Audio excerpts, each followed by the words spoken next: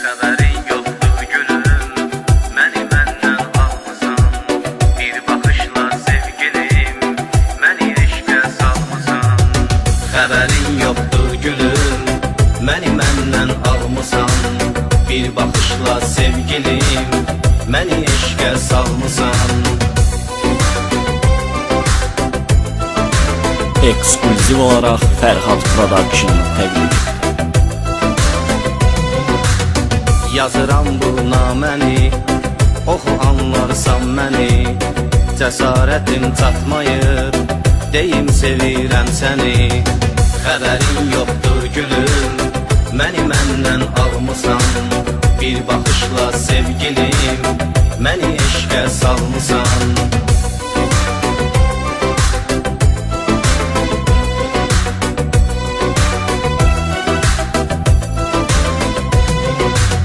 Eşq odunda alışıram, qovuşmağa çalışıram.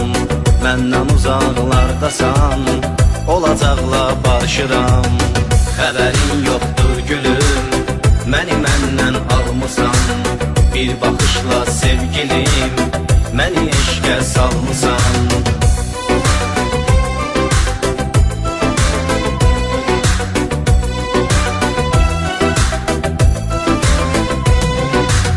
Dil susur, gözlər baxır, ürək yerindən çıxır.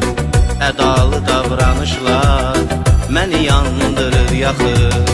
Xəbərin yoxdur gülüm, məni məndən almısan. Bir baxışla sevgilim, məni eşqə salmısan. Eksklüziv olaraq Fərhad Production təqdim.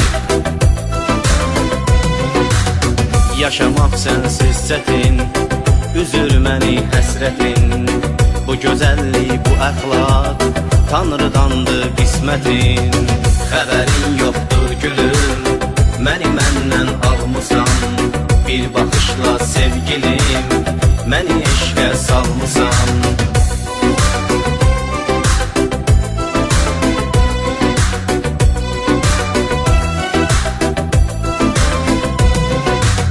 Xəyalınla hər gecə danışıram gizlicə. Qurduğum bu xəyallar təsəllidir sadəcə. Xəbərin yoxdur gülüm, məni məndən almısan. Bir baxışla sevgilim, məni eşqə salmısan. Eksklüziv olaraq Fərhad Production təqdim.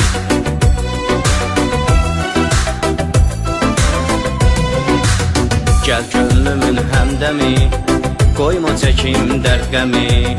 Səni sevirəm kəlməsi, dərdlərimin məlhəmi. Xəbərin yoxdur gülüm, məni məndən almısan. Bir baxışla sevgilim, məni eşqə salmısan.